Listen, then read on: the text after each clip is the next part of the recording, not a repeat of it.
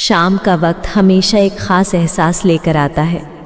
दिन भर की हलचल और भाग दौड़ खत्म होने के बाद जब चारों तरफ खामोशी फैल जाती है, तभी रिश्तों की वो कसक सबसे ज़्यादा महसूस होती है। मैं खिड़की के पास बैठकर धीरे धीरे ढलती रोशनी को देखती हूँ और अपने दिल की खामोशी में उन रिश्तों को याद करती हूँ जो अधूरे या कुछ समझ से परे रह गए। रिश्ते सिर्फ हंसी और खुशियों का नाम नहीं होते। कभी कभी वे अधूरी उम्मीदों, अधूरी चाहतों और अनकहे जज्बातों का भी हिस्सा बन जाते हैं।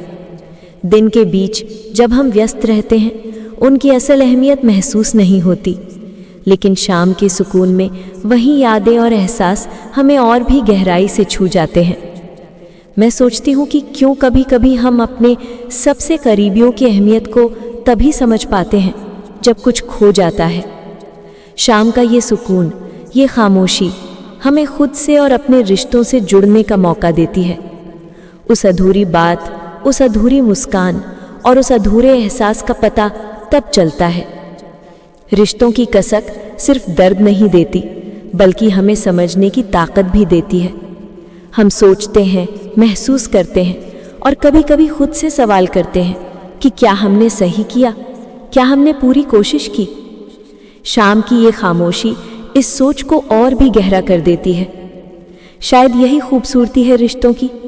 वे सिर्फ अच्छे पल ही नहीं छोड़ते, बल्कि अधूरी बातें और समझ से परे एहसास भी देते हैं। यही हमें सिखाता है कि प्यार, मोहब्बत और संबंध हमेशा सरल नहीं होते। कभी कभी उनकी अहमियत और कसक तभी समझ आती है जब दिन का शोर खत्म हो और रात का सुकून हमारे चारों ओर फैल जाए। शाम के इस सुकून में मैं उन रिश्तों की यादों में खुद को खो देती हूँ। उनकी हंसी, उनकी बातें, उनका होना और उनका ना होना सब कुछ मेरे दिल को छू जाता है।